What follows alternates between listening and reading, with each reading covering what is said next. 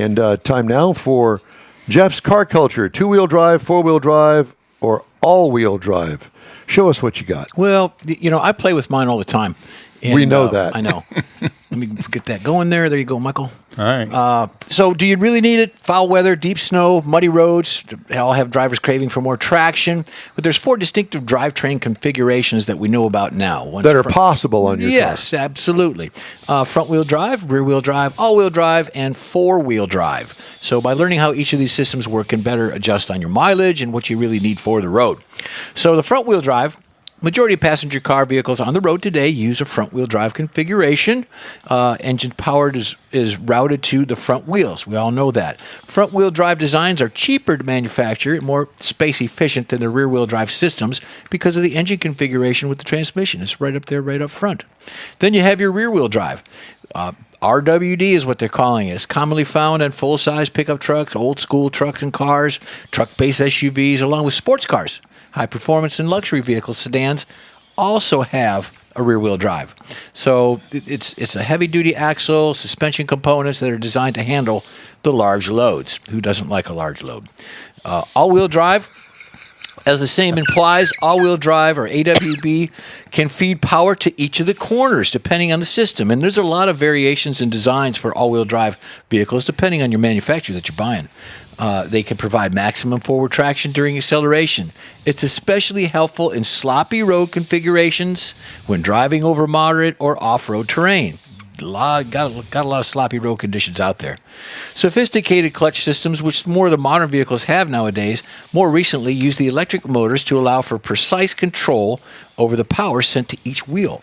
High-performance vehicles with all-wheel drive often send power to each corner at all times, but can be altered by using the balance control among the wheels depending on the condition of the drive.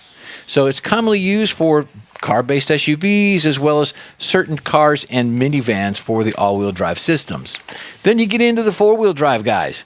Although four-wheel drive and all-wheel drive are designations that are oftenly interchangeable in advertising and sales literature from your manufacturer, there is a difference. Generally, the four-wheel drive is optimized for severe off-road driving situations such as climbing over boulders, going through deep water, tackling steep hills with loose gravel, and low traction surfaces. So that's the main thing. What do you need for these? Well, for rain and light snow, two-wheel drive will probably work fine. And for most vehicles, front-wheel drive is the preferred setup, likely to be less cost-effective or likely to cost less than the equivalent of an all-wheel drive model.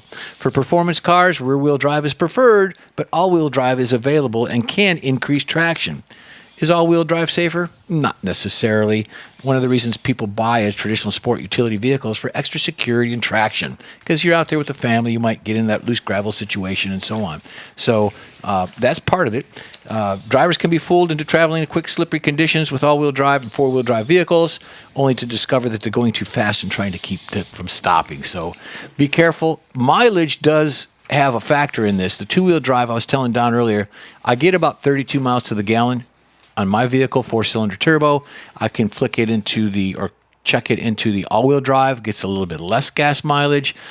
The sport version runs like a little go-kart. I love the feel of it, but you're getting like 25 miles to the gallon. So I play with mine in the car all the time, seeing what mileage I can get. I'll change it at a stoplight or whatever the case. I was playing with it last night on the way home. Kathy said, stop playing with it. I said, okay. So use your judgment. If you get better gas mileage in the two-wheel drive, go for it. That's what I do. I like the auto mode. Auto mode? Auto. Oh, it shuts off? No. No. The drive mode in automatic. Because if it senses that it needs four-wheel or all-wheel drive, it'll automatically flick into that mode.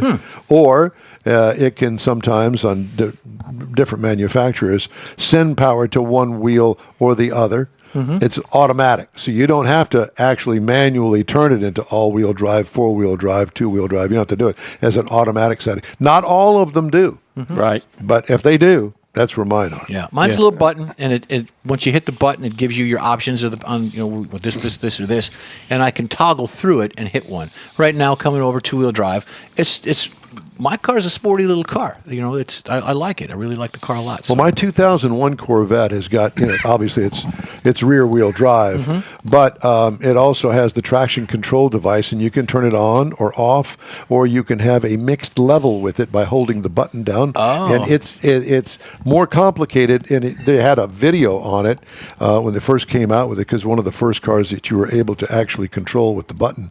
And I was impressed. Good deal. Well, I'm impressed with a lot of things. All right.